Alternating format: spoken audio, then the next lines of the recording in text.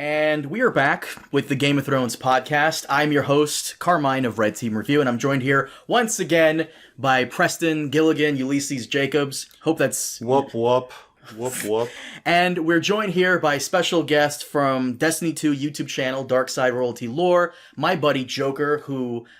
Joker, how long have I known you? I've known you for a couple of years now, right? Geez, 2018? End of 2018?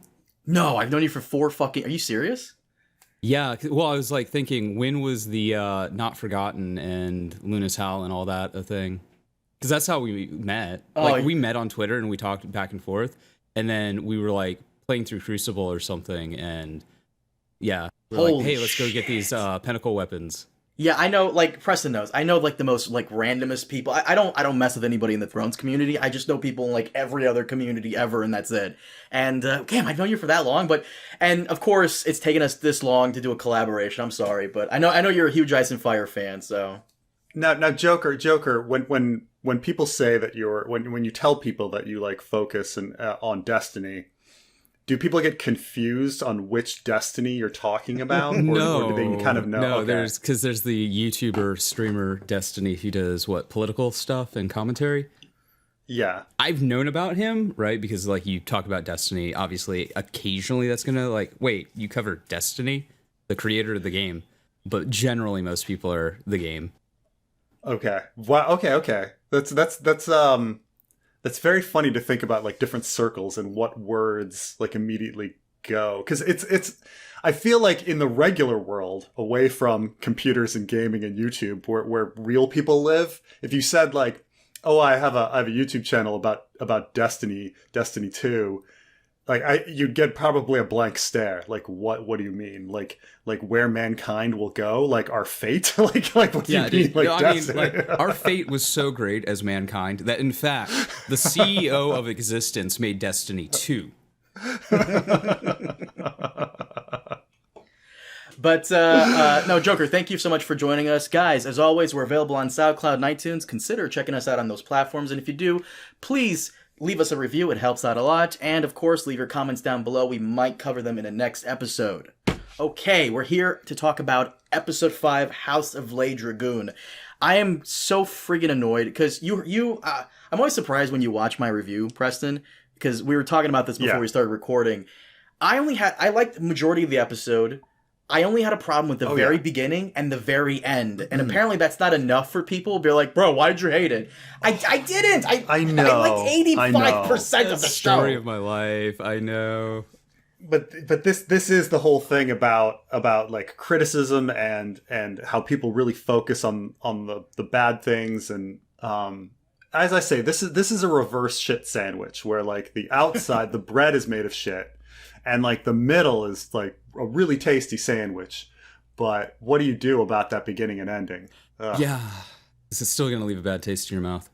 I mean, you still, at the end of the day, it's like the dick salad, bro. It's like, okay, yeah, I could eat around the dick, sure, but there's still a dick in my salad. Right, there's still a dick in your salad, and it's gonna get on the other leaves, like, and the tomato. Yeah, it's some people like the taste of dick salad. I particularly, though, it's not my favorite meal. I tweeted out because my mother watches the show, and I like using my mother because she's a casual. Like, she doesn't really watch my stuff. She's seen Game of Thrones. She really loved Game of Thrones. But, I like to hear what casuals kind of think. And my mother is, like, the perfect casual because she, like, forgets characters. She's just like, and who is that? Like, she's literally asked me around, like, season 5 or 6 of Game of Thrones. She was confusing Ramsay and Theon as characters and, like, didn't know which was which. And I was like, how is that? She thought they looked the same. So, like, it's great. But, like, so my mother texts me and it's like, I don't understand how Crispin was not arrested. Can you explain that to me? And, like, she really thought she was missing something. And it was also hilarious that she really called him Crispin. But Joker, what did you think of the episode? What did I think? Okay, so I'll give it, because last time we talked, but the recording on that didn't quite work out. This is definitely higher. However, I do think it still has the same problem. This is probably, I don't know, 7.5, 8. It has kind of the same problem I think Game of Thrones, or not Game of Thrones, but House of the Dragon will have until the end. They're trucking it through material, right? And there's no, we don't have Mushroom, we don't have, there's no real, I don't need a dick joke every 5 minutes, but maybe every 5 episodes would be okay. So there's no It's why you got Jason Lannister, comic relief. The only comic relief in the show is Jason fucking Lannister. Yeah.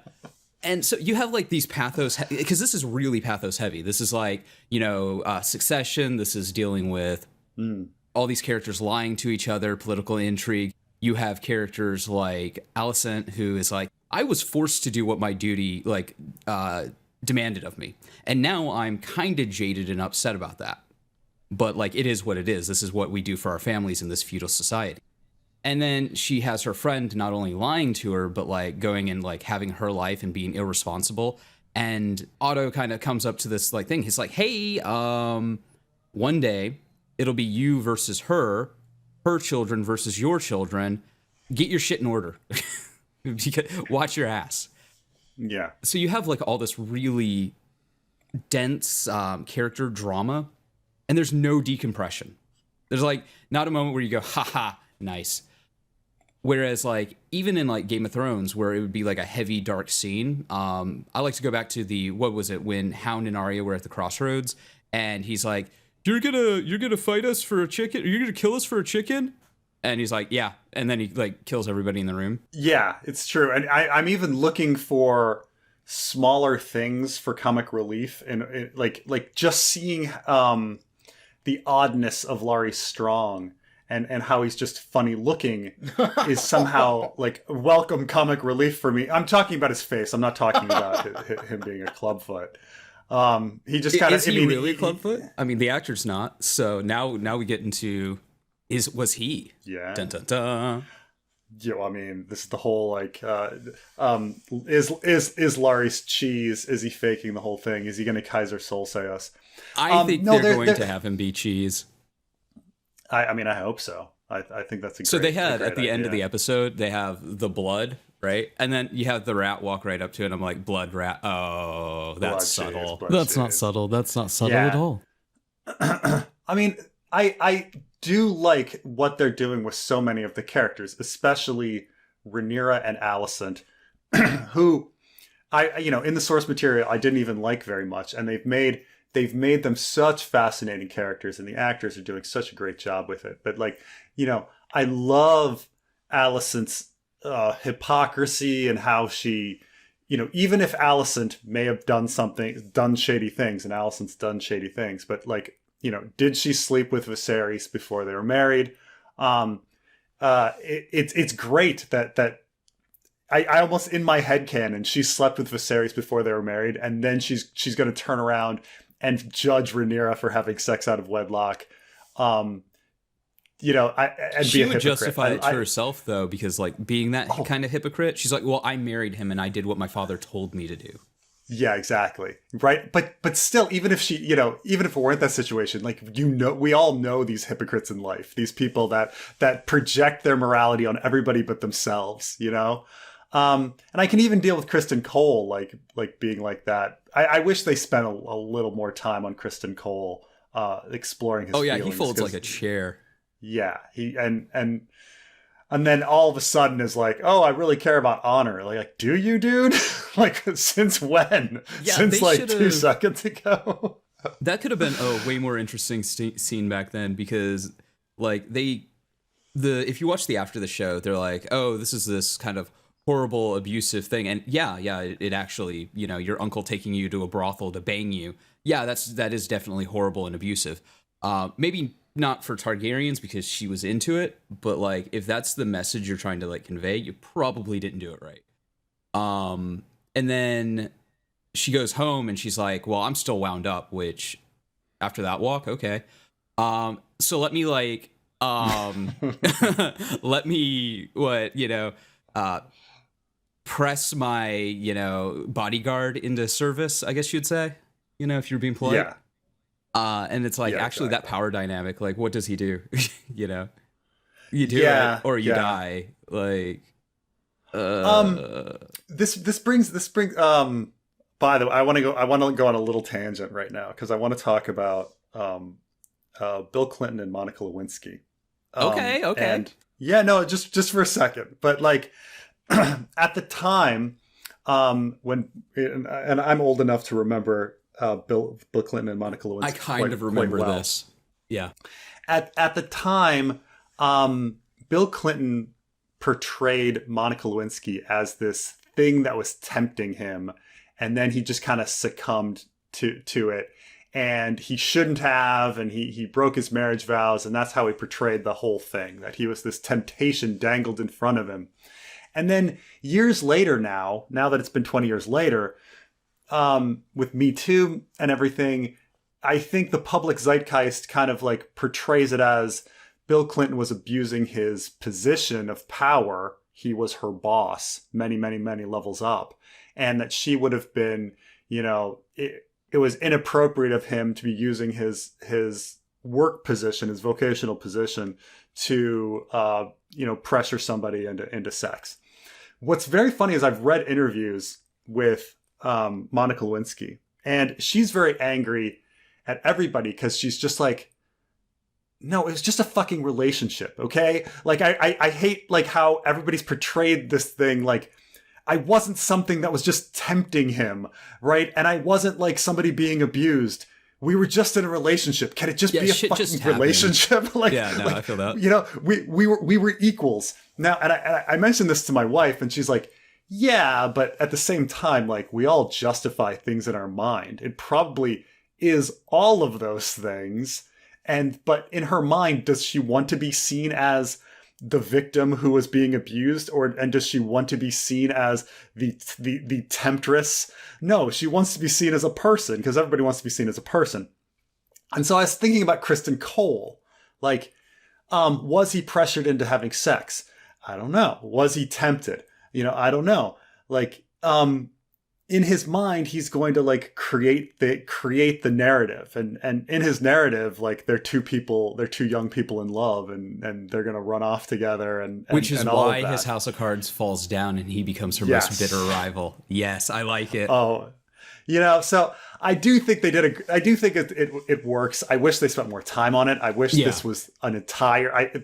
We're halfway through the season, and I wish this were the end of the season. Like, I wish they spent 10 episodes on all of this instead of 5. If you spend 10 episodes on this entire season, it's just going to be all filler. It really is. It's going to be all because a lot of the season so far has been filler. A lot of the stuff was not in the books, like the White Stag stuff, not in the books.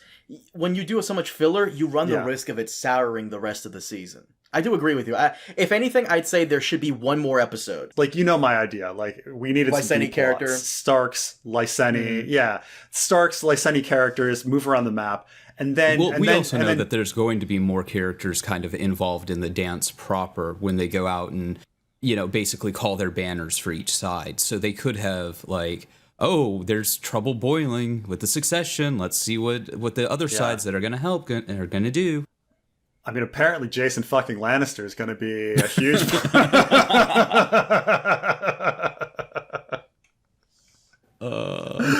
Poor guy.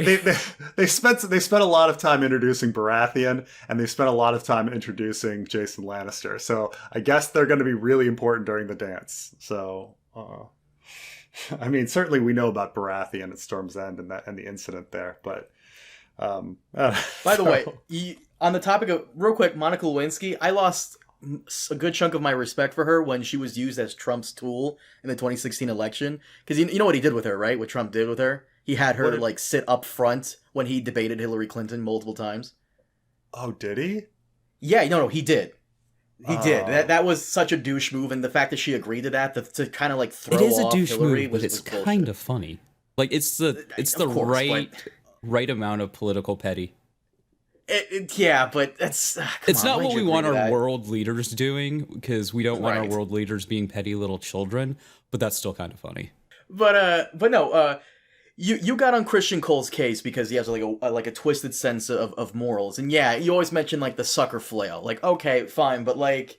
It doesn't stop it from being like his moral code. This is what I said in my review. Like Westeros society is different everybody's the protagonist of their own movie. So like in his mind, he's moral and he has a moral code and whatever. I don't know what the fuck it is. It doesn't make any sense to me, but I get that in his mind he believes that. He wants to embody. It's kind of the Jaime thing, right? Where he hasn't quite hit the Mad King made me do it sort of thing, but he's getting there. He's like, well, I'm this awesome swordsman. I'm, this virtuous knight. I've never done anything wrong in my life, and then I've just been thrust into this realm and this sphere that I wasn't born into, I wasn't raised for, I wasn't taught how to deal with or navigate, and the sharks are eating him alive. Yeah, but I do think we needed twice as many. We needed twice as many Criston Cole scenes, It's we did to establish that. I'll say this though, because you always bring the sucker flail. Would you agree with me that was before he became Kingsguard? Because if you're gonna be Kingsguard, you have to know what this life is gonna be, and that's a long thinking. You have to think it's kind of like this for a long time. With Bran, where it was romanticized. It's like, well, I don't have any upward mobility really as a second son or third son or whatever. So I'm going to go become a general or, castellan, or I'm going to go get my own land because marriage or whatever. Or I'm going to become a Kingsguard, which is this pie in the sky ideal where the actuality is you're standing around while Robert Baratheon, bangs whores. He also spent a year with Rhaenyra, because remember, from episode 3 to 4, she had been touring. It's been a year, so she'd been touring the entire countryside, looking at suitors and all that. So he was with her for a whole year, and I'm sure they had mini adventures. They spent time together. I'm sure at that point he fell in love with her secretly when he wasn't supposed to, and he still held on to his whole thing. But I would argue that he's more in love with her than he is with his vows, with his sense of honor. I think he's in love with the idea of her. Yeah, that too. Oh, we all are. I mean, if he knew Rhaenyra's personality, he actually does know her personality as being a little fucked up, because he does make that joke about killing Jason Lannister, and they both think it's funny. So he does know her personality a little bit.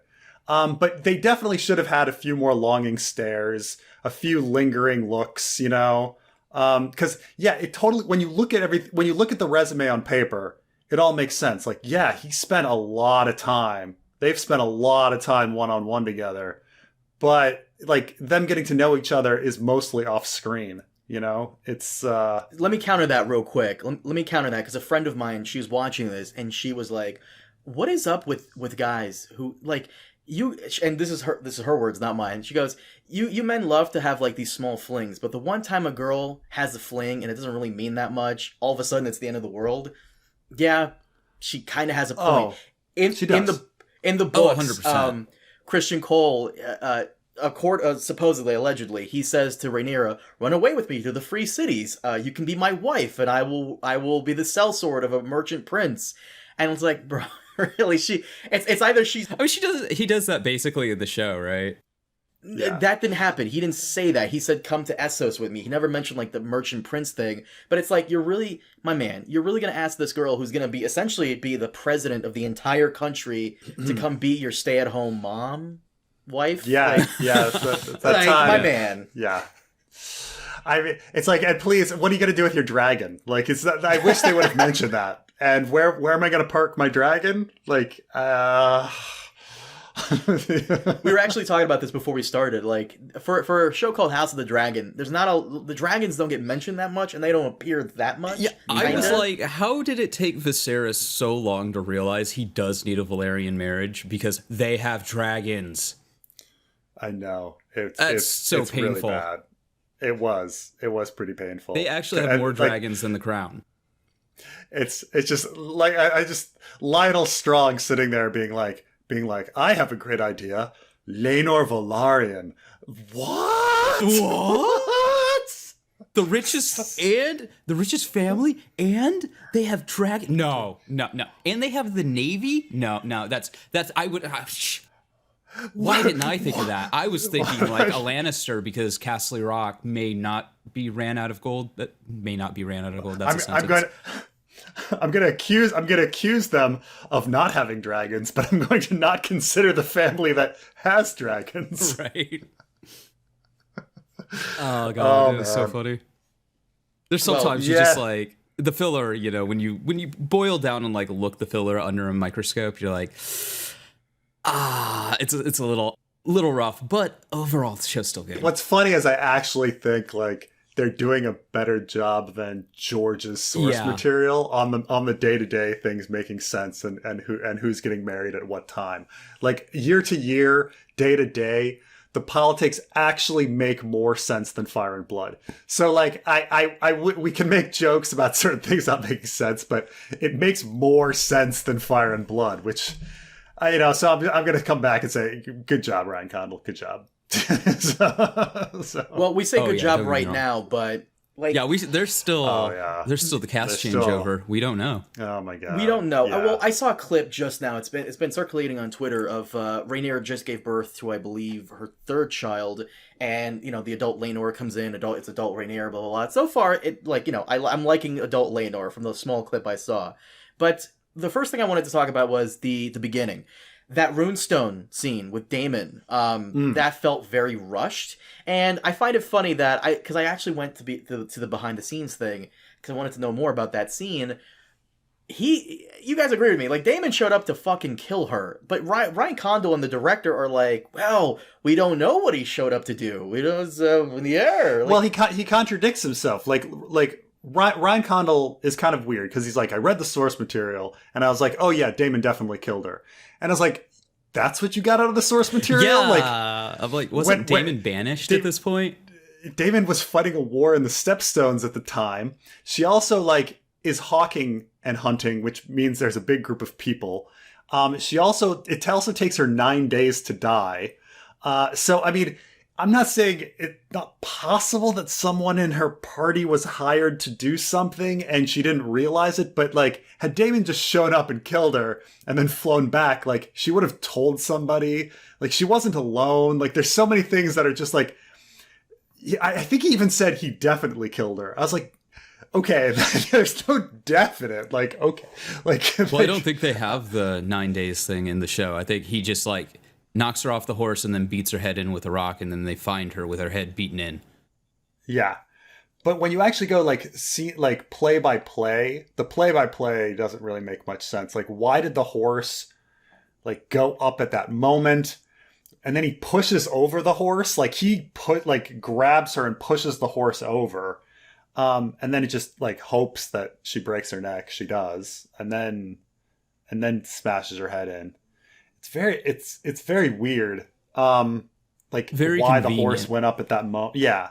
Like why did the horse go up at that moment and stuff like that? You know what I find funny about that scene? I'm surprised you of all people, Preston, did not ask. I'm sure you probably did, because I did.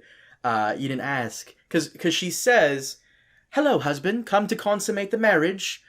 Since I'm not ruling, I'm sure some of the sheep would be. He made that comment about the sheep to like 4 guys. Viserys was not going to say anything. I doubt the Grand Maester and Beesbury would, or even Lionel Strong. Otto clearly probably told her. He's right. Or Sends it's that, just he makes back. that joke a lot.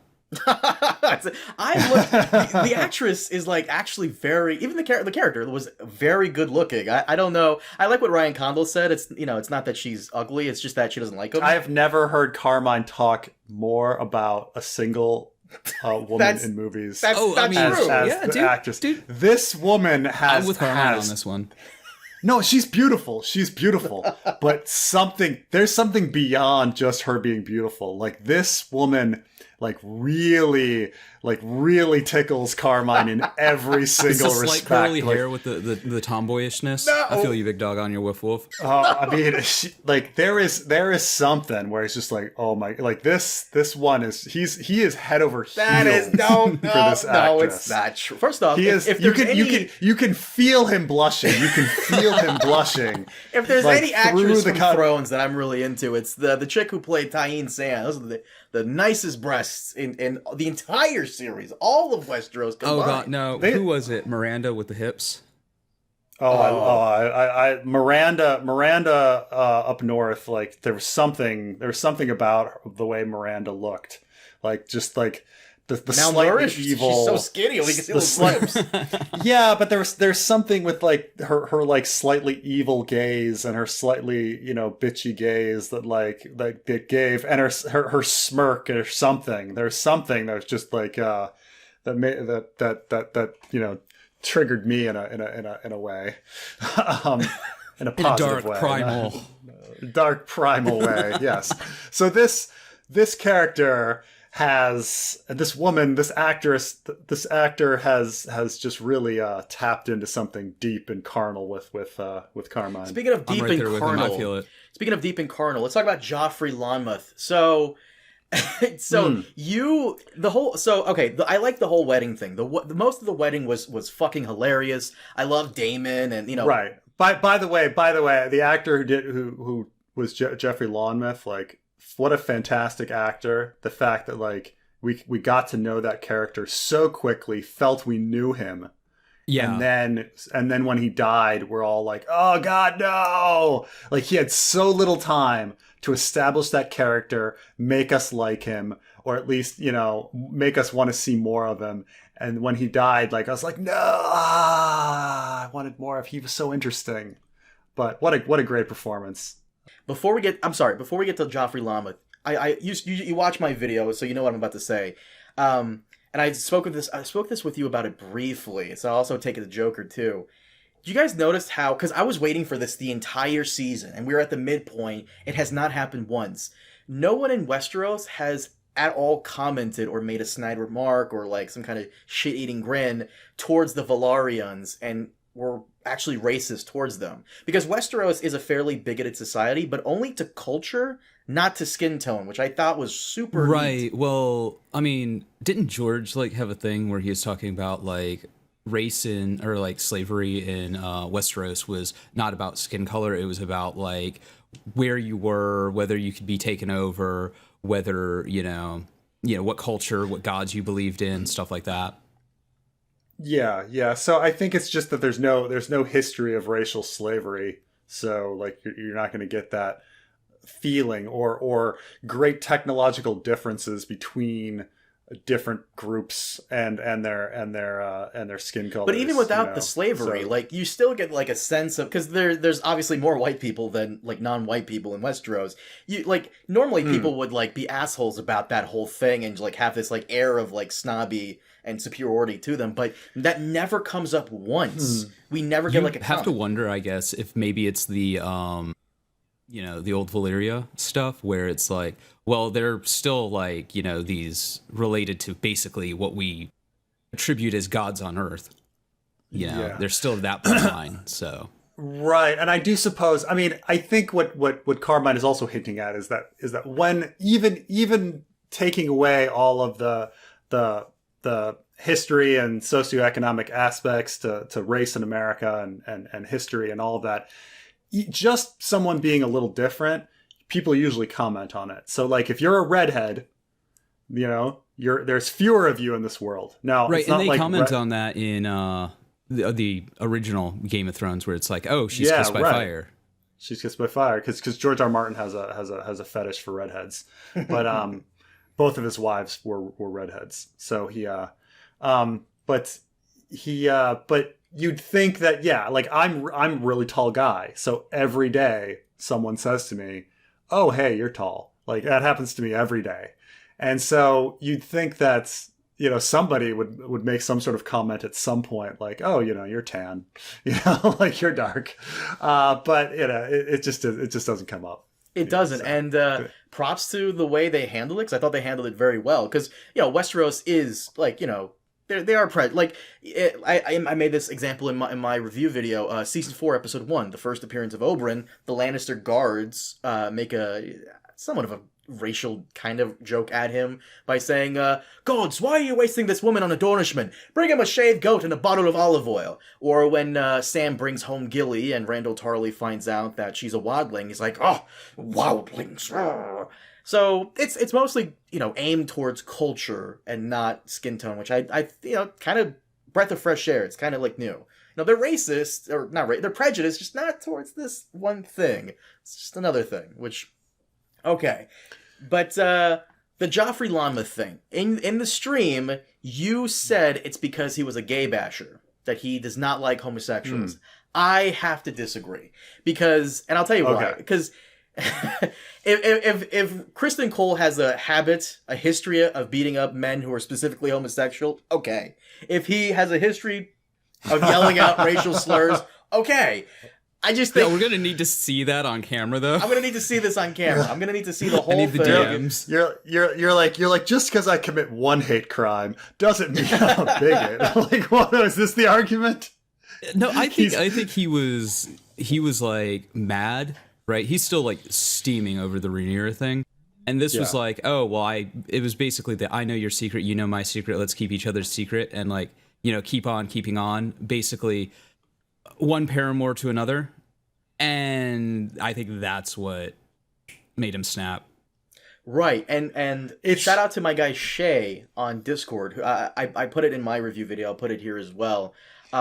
He did it because Sir Joffrey was equating himself to Criston, and he sees himself as above their romantic tryst, not wanting to be regulated to Rhaenyra's whore. You see this sense of stubborn pride when he confesses to Alicent when he asks for a clean death. He either wants to be a virtuous Kingsguard or Rhaenyra's actual partner, not something in between, and Sir Joffrey's wheeling and dealing just made him snap. That's what I think it was. Also, Joffrey would have never pieced it together had this asshole just worn a helmet. He's the only... I know, but... At the same time, he beats Joffrey's face so hard that Joffrey's nose falls off.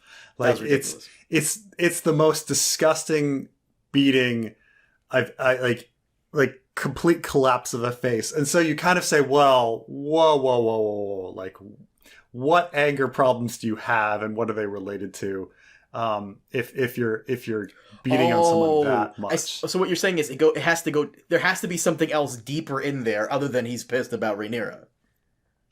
Right. I mean, all of us have been dumped. All of us have ever our hearts broken. Maybe not all of everybody in the audience, but at least the three of us talking, we've all had our hearts broken. We've all been dumped. We know what that pain feels like. I've never had the rage to want to keep beating a human being to death, and then after they're dead, to continue to beat them until their skull collapses and their nose falls off. Like, that's freaking bonkers. Yeah. You gotta remember, like, this is also like in the Seven Kingdoms. It's like, okay, I made these vows before the Seven to become this Kingsguard, and I betrayed that, and I betrayed everything I was. But I thought I could make it right by running off to Essos, and I got told no then, and now I'm what? What am I? What is my life? My life is a lie. I could see that kind of anger really snapping a person who's never had to deal with that sort of problem. It's also, and I was telling this to Preston, it's also, my man here clearly does not know how to deal with his emotions. And this is a problem with a lot of men, even in our time right now. But guys just don't know how to, handle how they're feeling. And there's no Westerosi version of therapy. I don't think that's on the Kingsguard health plan. No, it's be a man. Yeah, be a man, rub some dirt on it. Slap you. But I just don't think, I see where you're coming from. And we'll see. I think it would have been better had they just done what it was in the books, which I'm surprised they didn't do this, because Ryan Condal has been sticking to the books fairly well. Budget. Yeah, I know. They couldn't do another tourney. For the audience who doesn't know this, in the books, Criston Cole does beat up Joffrey Lonmouth, but it's in a tournament where it's legal. I think it's budget, and it's also they wanted to do a wedding, and they wanted to keep the Game of Thrones tradition of having a crazy wedding. I guess, yeah. I mean, I think in the Inside the Episode they were talking about comparing it to the Red Wedding or something. You can't compare this to the Red Wedding. No one can ever compare this was just like Red Wedding Cliff Notes, like, oh, somebody got killed at a wedding. I guess that's the Red Wedding. It was more crass and explicit, but yeah, I think it's the killing of Talisa and the slitting of Catelyn's throat, is conceptually just harsher, but having to look at Joffrey Lonmouth's face is pretty harsh. So Yeah, and then he basically has to get shotgun married, like not 50 feet away from the body. Right. Not.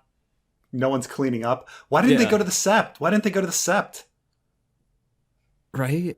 Why didn't they go to? Because they were like, we're just gonna do it in the dining room next to the body instead of the Sept. Next to a pool of blood, rather than just like going down the street to the Sept that doesn't have blood and rats. Or even like the Godswood, if you still had to stay in the castle and use assets that they already have. The Godswood's, that way. I mean, is there someone committing suicide out there? Because Godswood is occupied. Sorry, guys.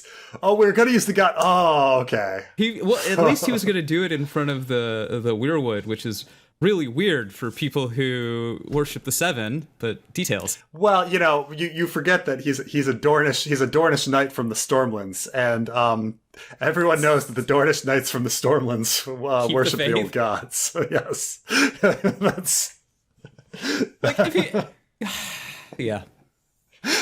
No, that's funny. But no, I would say probably one of my favorite moments of the episode, besides us getting to see Driftmark and Corlys's collections, which I thought was pretty cool. Alicent's green dress. Someone was making fun of you in my comment section, Preston, that you have a problem with the green dress. You don't have a problem with the green dress, right? No, I mean, are you talking like would anyone actually wear that in the Middle Ages? Never. But this is like Marjorie.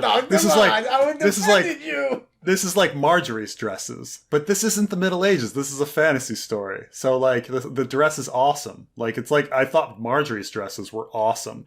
A lot of people were like, no one in Westeros would ever wear that. It's like true, but it's still those are still it's like it's an awesome dress. Moment, yeah. It's a great moment. It's a great dress. It's very pretty. No woman realistically in Westeros would ever wear a dress like that. No woman in the Middle Ages would ever wear a dress like that. This is a sexually repressed society. But it's fine. It's a great dress. So what you're saying is, like the fires she was lighting, the dress was hot? It's a hot dress. It's a beautiful dress. Yeah, definitely. That was a bad joke, Carmine. You can say something. Yeah.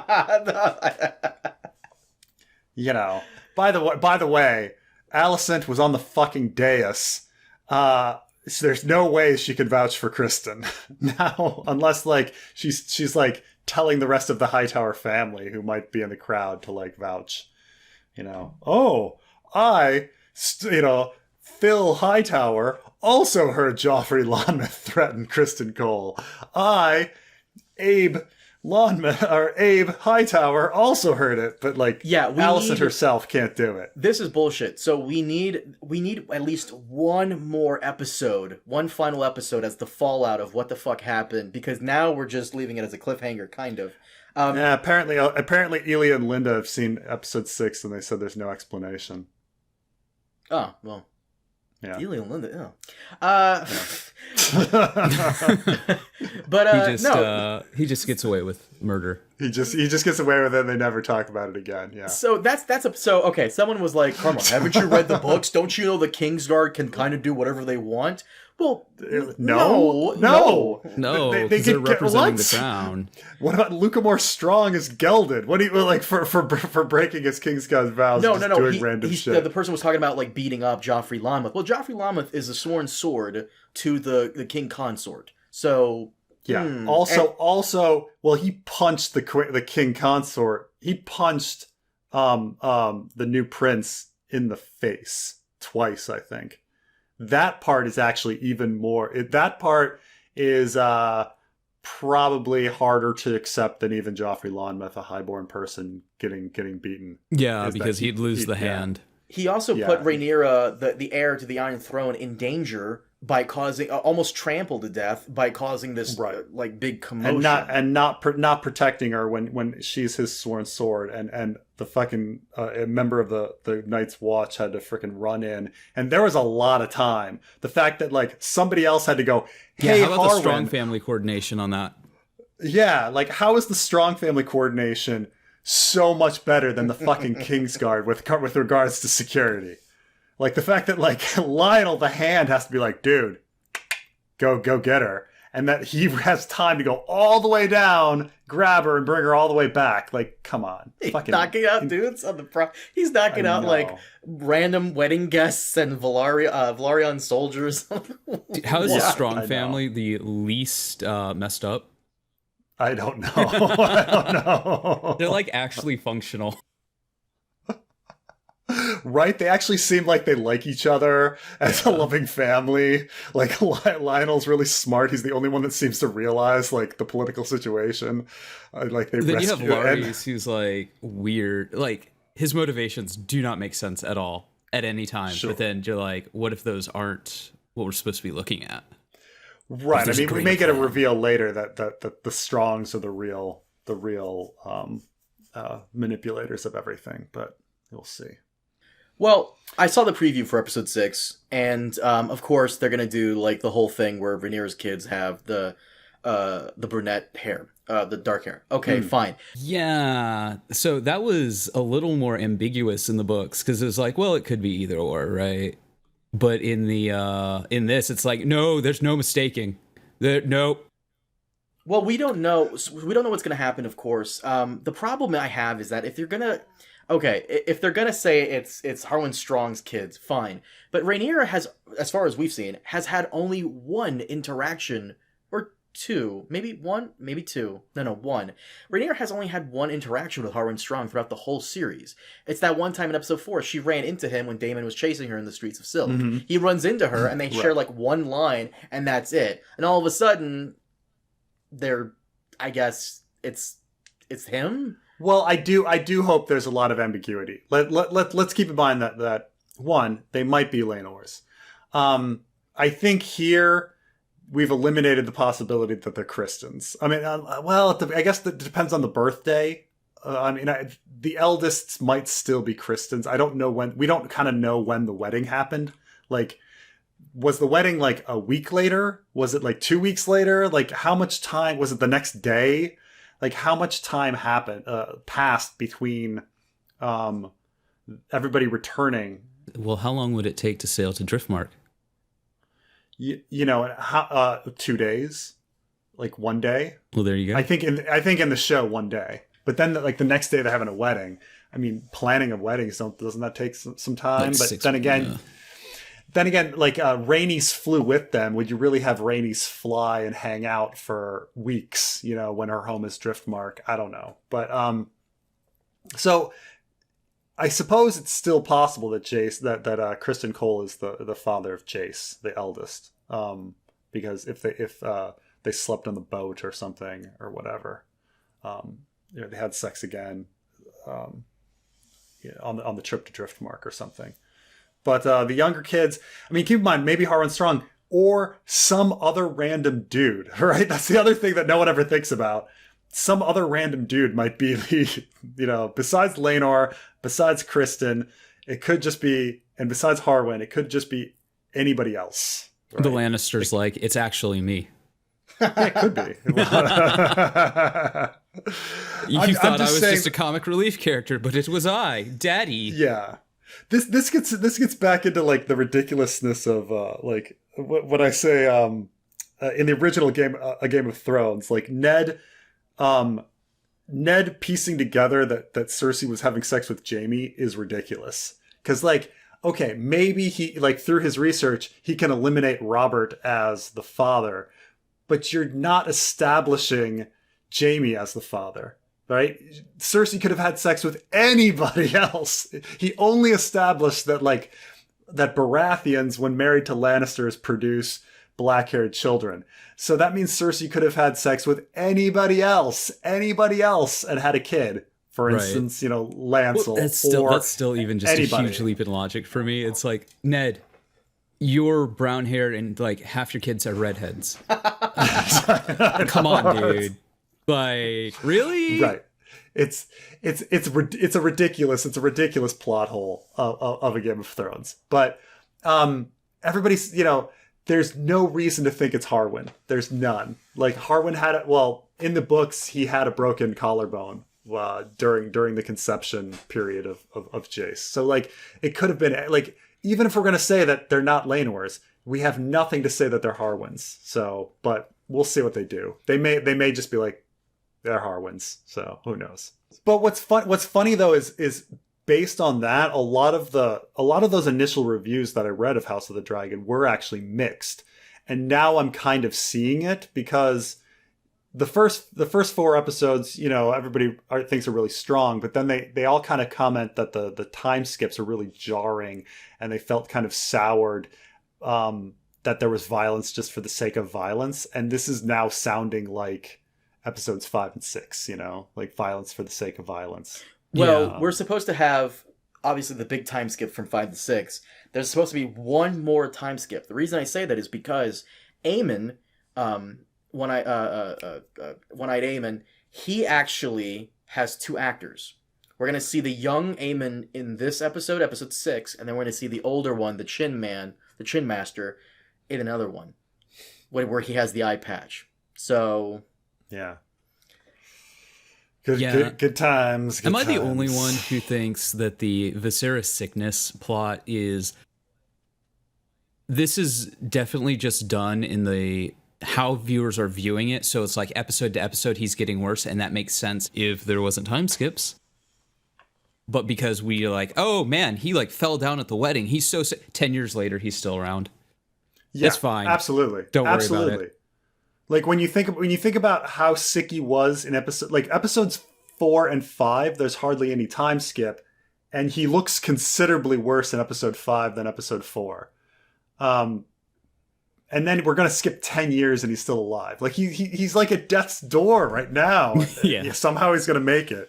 But yes, absolutely. So Maester Conspiracy, not Maester Conspiracy, just healing him enough to see what happens, just keeping him alive. Maybe that's what it is.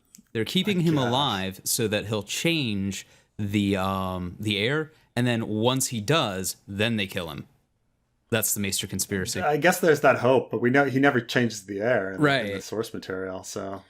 Before we sign off on this, I found it fucking weird how Daemon's there, and then Gerald. Oh god, Daemon made no sense. Like he just banished you like last week. There's no way you're invited to this wedding. Did you see the meme about Garfield where Garfield? You saw it, right? Garfield is like there's in the Garfield cartoon. Garfield sees a poster with his face on it with not allowed in, and Garfield's like, I wonder who's that's for. That's Daemon. They're like, yeah, Daemon and King's Landing. I wonder who's this is for. Right, like how does he make it? Like how logistically? I just want to know how this is possible because isn't he gonna park his dragon at the dragon pit? Yeah, so he's got to park his dragon at the dragon pit, make his way all the way down from the hill of Rhaenys, I believe. Yeah. Through King's Landing, and nobody's saying anything yet. Well, who's going to say anything? He owns the gold cloaks. Who's going to say shit? Right. Okay, fine. The gold cloaks, yeah, but then how does he get into the castle? The hidden passages. Oh, right, he's got the secret passages. Fuck, he's got the secret passages. Yeah, he's got the secret passages. Okay. But then he walks in, brazen as you will. The King's Guard don't do anything. Everybody's just like, oh, that Daemon. Clap, laugh track. That's essentially it. I just found it fucking hilarious that Gerald Royce accuses Daemon of murder at the banquet. And then Laena Velaryon hears this and she's like, let me get some of that. Like, girl, you just heard that he's accused of murdering his last wife. What do you mean? What do you mean? I like how he's like, but I'm also your new boss. At least for now. They mentioned Jane Arryn. I wonder if we're actually going to see Jane Arryn. Probably not. She's probably... because Jane Arryn banishes Daemon from the Vale. Like, he's unwelcome there. So she essentially... Oh, yeah, we'll probably get the TLDR when we do the 10-year time skip and he's with Laena. Mm-hmm. And it's like... Because we see her kids as well. Yeah. Which is kind of a juxtaposition against... oh, God, Rhaenyra's... Too many R's. So you have like, oh, here's what a Targaryen with a Valyrian's kids should look like. And then here's, Jace and all of them.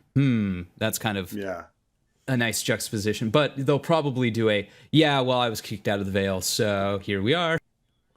I feel like they introduced the cousin just because he's going to be leading armies during the Dance of the Dragons. Like, we got our Vale guy, we got our Stormlands guy, we've got our Westerlands guy, we have our Reach guy because we've got the Old Town. We're going to ignore that the Tyrells even exist. But yeah, it's just gonna, and then eventually they're going to introduce the Starks, but. That's it. Do we even have a Riverlands guy? We don't have a Who's Riverlands in guy. charge of the Riverlands right now? Is it Elmo Tully or is it? I think it's I think it's like Groucho it's Tully, something something like Big that? Bird. Big Bird. It's Big Bird Tully. I think is. By the way, for the audience who doesn't know what we're Big Bird talking Tully. about, George actually named some of the River Lords, the Tully, House Tully, after Sesame Street characters. There is an actual Elmo Tully, and I think what was the other one? Bert Tully? Oh God, I didn't know that. Yeah, you didn't know That's that. I swear to God, that's a thing. Yeah. Let me look it up real quick. It's No, so I looked it up. It's Abby Cadabby Tully. You're lying. You're a liar. No, it's not Abby Cadabby. It's okay. It's Grover Tully. Grover Tully, and then you have Elmo, and then you have Kermit and Oscar. He's not kidding this time. It's actually Kermit and Oscar God. Tully. There's no joke here. Yeah. So it's Grover, That's Elmo, awesome. Kermit, Oscar. it's Grover, and then his grandson is Elmo Tully, and then Elmo Tully's sons are Kermit and Oscar Tully. So that's an actual fucking thing. Oh God. Oh my God. Anyways, so yeah, that's that was episode 5. I think we should have had one more episode in the past. We needed to see the fallout of this situation. Them brushing over it, it's gonna annoy the fuck out of me. Well, there's scenes that were in promotional material, which just may be promotional material scenes that we haven't seen of stuff in the past, so there's still maybe flashbacks.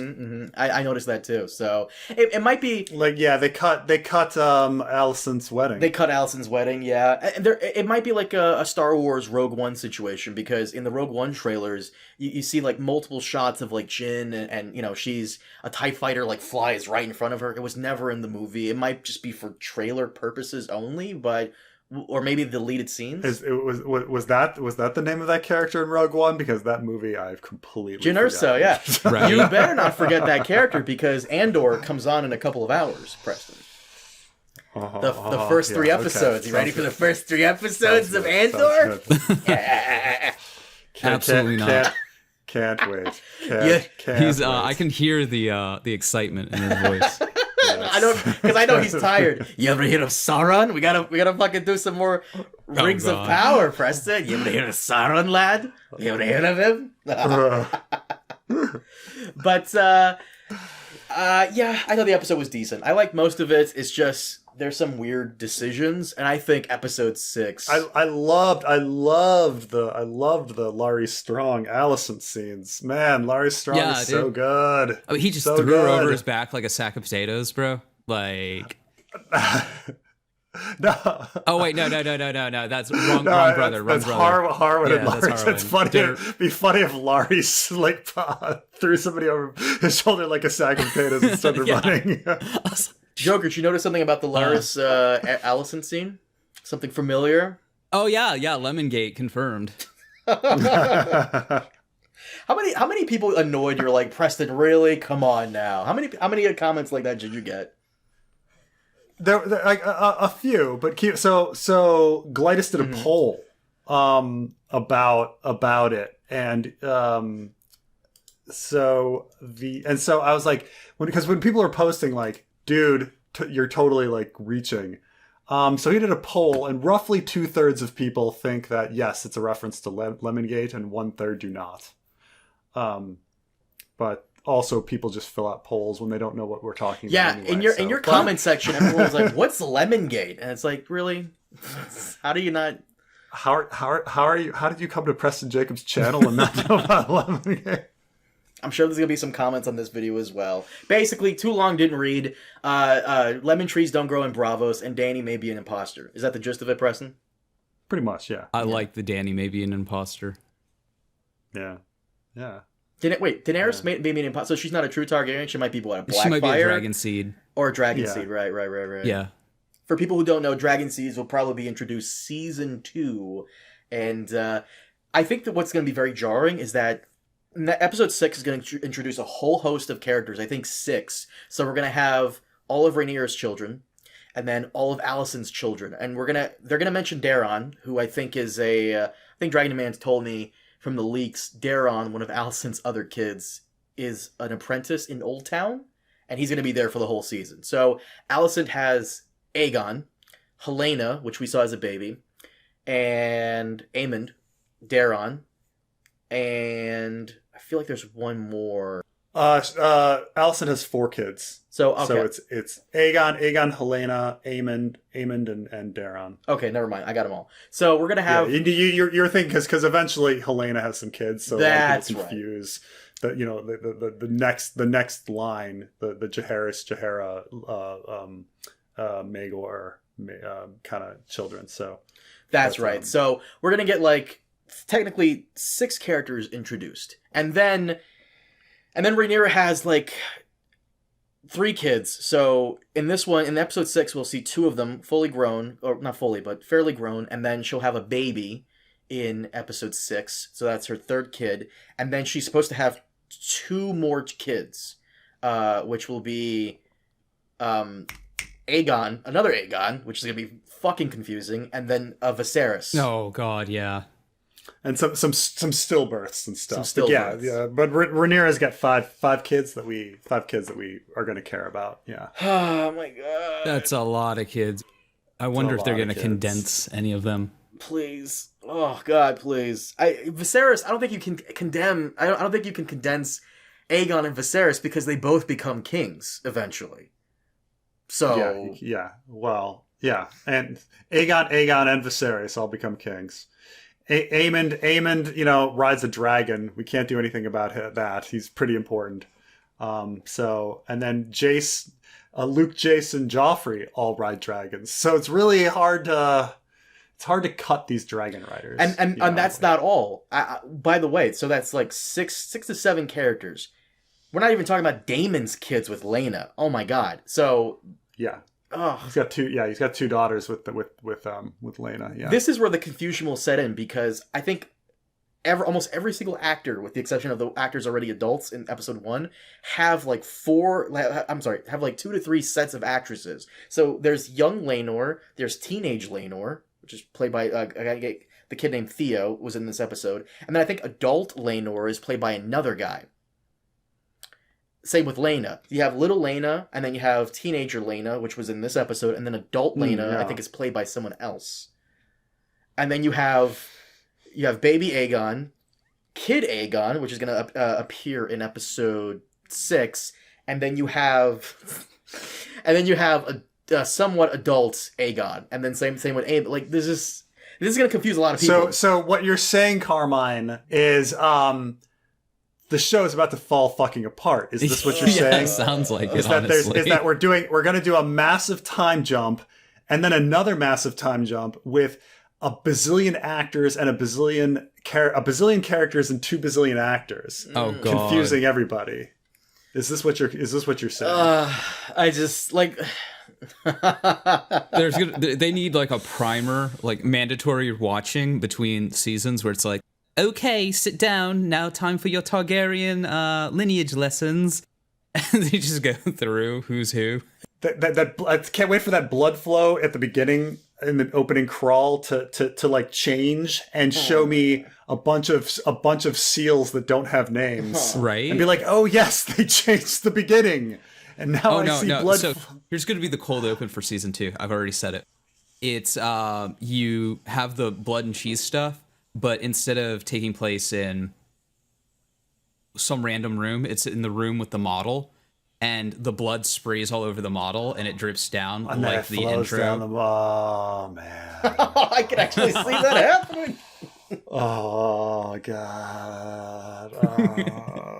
And then Chad Summerchild's gonna be like, "Dude, that was the coolest thing ever." It flew down. Wouldn't it be fucking hilarious that House of the Dragon so far it's had rave reviews? The mid-season flips and it starts getting bad, and then Rings of Power all of a sudden starts getting very good. That would be hilarious. All the grifters wouldn't know what to do with themselves. Holy shit. That would be funny. Joker, have you seen Rings of Power yet? No, I'm kind of waiting for it all to good move come out. My mother watched it and she's like, elves are really boring except for the black one. I was telling Preston Preston's mom. or something. I don't. I was telling Preston how like that's kind of the move right there. I know a few people doing the same thing because what I feel as though it was shot as like one giant movie, but then split into episodes. So I feel like that's most of the Disney Plus stuff too. It's like this is just better to consume as like a 4-hour movie, 6-hour movie, whatever, instead of like okay, week to week. Yeah, I've held you guys on for too long. You guys mind if we wrap it up here? Oh, go for it. Guys, thank you so much for joining us. Thank you, Joker, for joining me and Preston. We always try to, expand out and get more people. Hopefully you can come back. Anything I can do to derail the conversation. Hopefully you can come back for a future episode review. And guys, thank you so much for joining us. As always, we'll see you next time. Have a good one. Baba Booey.